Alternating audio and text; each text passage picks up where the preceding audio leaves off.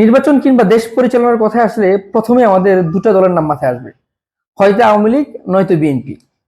তৃতীয় পক্ষ বা তৃতীয় কোনো দলকে নিয়ে আমরা চিন্তা ভাবনা করি না। এটা আমাদের মাথায় সেট হয়ে গেছে যে আওয়ামী লীগ ক্ষমতা থেকে যাবে, বিএনপি আবার ক্ষমতায় বসবে, কিংবা বিএনপি ক্ষমতা থেকে যাবে, আওয়ামী লীগ ক্ষমতায় বসবে। মাঝখানে আমাদের দেশে জাতীয় পার্টি একটা সময় দেশটাকে পরিচালনা করেছিলেন, এরপর আবার এই দুই দলেই ভাগাভাগি করে দেশটাকে পরিচালনা করে আসছে।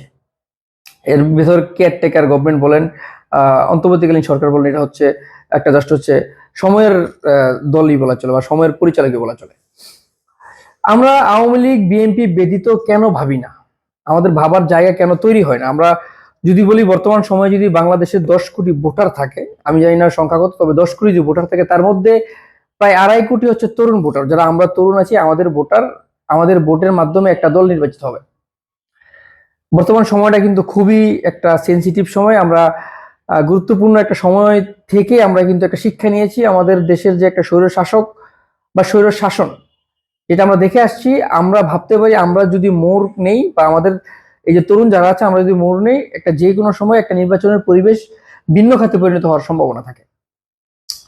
আমরা আওয়ামী লীগ বিএনপি পরবর্তী যদি ভাবি, তাহলে আমরা ভাবতে পারি জামাত বা অন্যান্য যে জোট আছে তারা, কিন্তু সেটাও আমাদের মাথায় না নেই। আমরা যদি ভাবি আমাদের দেশে একটা নতুন দল গঠন হবে, যে দলটাতে তরুণদের নেতৃত্ব থাকবে এবং তরুণদের সাথে যারা মেধাবী, যারা বিচক্ষণ, যারা সুশীল সমাজের, তারা একসাথে থাকবে, একসাথে চলবে।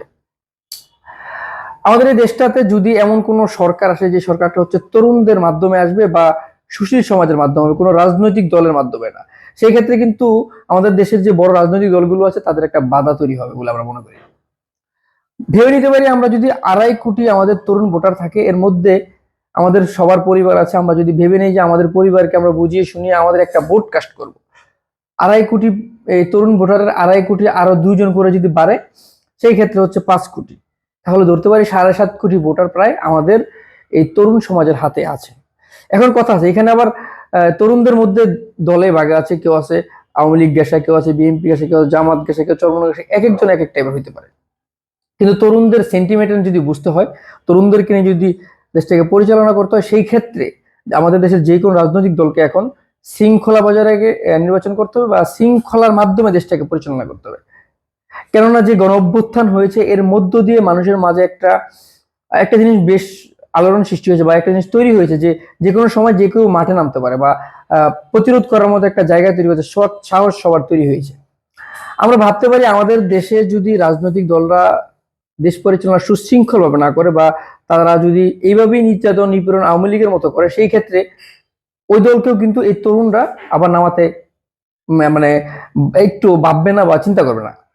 আমরা ভাবতে পারি যে আমাদের দেশে যদি একটা নতুন দল গঠন হয়, হতে পারে সেটা তরুণদের পক্ষ থেকে, হতে পারে সুশীল সমাজের পক্ষ থেকে, বা রাজনৈতিক দল ভাগাভাগি হয়ে, তাহলে কিন্তু একটা কিন্তু থেকে যায়। আমরা ভাবতে পারি আমাদের যে তরুণ 2.5 কোটি ভোটার আছে বা এই তরুণদের যে ভোটটা, এই ভোটটা যেদিকে পাল্লা ভারী হবে সেদিকে যদি থাকে, সেই ক্ষেত্রে অন্যান্য রাজনৈতিক দল আছেন যারা, তারা কিন্তু দেশ পরিচালনায় আসবে না।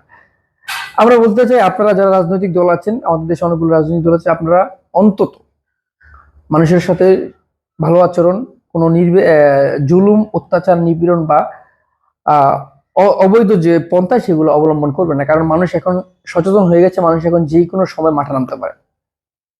আমাদের দেশের তরুণ যে 2.5 কোটি ভোটার, আমাদের সাথে আমাদের যে পরিবার আছে, পরিবারকে অন্তত আমি বলতে পারি আমার বাবা মাকে যদি আমি বলি যে আমি যে ব্যক্তিকে ভোট দিব, আপনি ওই ব্যক্তিকে ভোট দেন, সেই ক্ষেত্রে আমার বাবা মা কিন্তু আমার কথাটা রাখবে। তরুণদেরকে আলাদা করবেন না। তরুণদের আলাদা করার যে একটা পরিকল্পনা হচ্ছে, যে একটা বিশৃঙ্খলা সৃষ্টি হয়েছে তরুণদেরকে ভাগাভাগি করার জন্য, সেটা করবেন না। এতে কিন্তু রাজনৈতিক দলদেরই, যে দলগুলো আছে তাদেরই একটা ক্ষতির জায়গা আমরা মনে করি।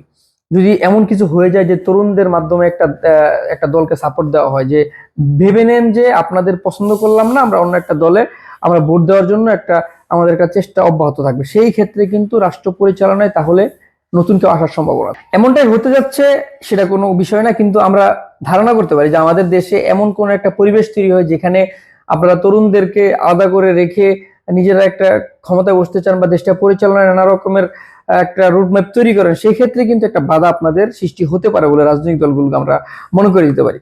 কারণ এখনকার যে পরিবেশ, সেখানে মানুষ যে গণ অভ্যুত্থানটা দেখেছে সেটাতে একদম স্পষ্ট যে কোনো সময় যে কোনো মুহূর্তে যে কোনো দলের বিরুদ্ধে কিন্তু ছাত্ররা মাঠে নামার একটা পরিবেশ তৈরি হয়েছে। মানুষের ভিতরে যে ভীতি, মানুষের ভিতরে যে একটা ভয়, সেটা কিন্তু একদম কেটে গেছে। মানুষ এখন ভাবতে শিখে গেছে যে মানুষরা এখন যে বিগত সরকারের আমলে যে একটা অত্যাচার অবিচার হয়েছে, সেটা এখন আর ভবিষ্যৎ সরকারে যারাই আসুক সেটা করার কোনো সম্ভাবনা আমি দেখছি না, বা আমাদের সমাজের মানুষ দেখছে না। আমরা একটা সুশৃঙ্খল দেশ চাই। আমাদের দেশের যে অন্তর্বর্তীকালীন সরকার গঠন হয়েছে তাদের হাত ধরে যে একটা নির্বাচন আসবে, সেই নির্বাচনে আমাদের দেশের যে রাজনৈতিক দলগুলো আছে তারাই দেশটাকে পরিচালনা করবে। আমরা আশাবাদী আমাদের দেশে একটা সর্বদলীয় সরকার হবে, যে সরকারে আমাদের দেশের যত রাজনৈতিক দল আছে, তরুণ থেকে শুরু করে প্রত্যেকটা রাজনৈতিক দল সেই সংসদে অংশগ্রহণ করবে। সংসদে বসে তারা বিরোধী দলের পক্ষে হয়ে বা সরকারি দলের পক্ষে কথাবার্তা বলার একটা জায়গা তৈরি হবে। আমরা বলতে চাই তরুণদেরকে নিয়ে অন্তত আপনারা খেলাধুলা করবেন না, কি তরুণদেরকে যে ভেদাভেদ তৈরি করার একটা চেষ্টা চলছে সেটা বন্ধ করুন। কারণ একটা সময় যদি তারা তরুণরা একত্রিত হয়ে, মনে করেন যে হয়ে গেল যে সবাই বুঝে গেল যে আমাদেরকে মিসআন্ডারস্ট্যান্ডিং এর মাধ্যমে আলাদা করা হচ্ছে, সেই ক্ষেত্রে যদি তারা আবার একত্রিত হয়ে যায়, সেই ক্ষেত্রে কিন্তু ভোটের একটা ম্যাক্সিমাম ভোট কিন্তু কমছে এবং ম্যাক্সিমাম ভোট কিন্তু আলাদা হবে। সেক্ষেত্রে আমরা মনে করতে পারি রাজনৈতিক নেতাকর্মী যারা আছেন, আপনারা দেশটাকে পরিচালনা করবেন, আমাদের দেশটা পরিচালনার লক্ষ্যে আপনারা যে একটা পরিবেশ তৈরি করতে চাচ্ছেন, আমরা চাই সুশৃঙ্খল এবং আমাদের দেশের যে তরুণ যারা আছে তাদের মাধ্যমে আপনারা একটা রাজনৈতিক পরিবেশ তৈরি করেন, যেখানে কোনো প্রকার আমরা অত্যাচার অবিচার দেখতে চাই না।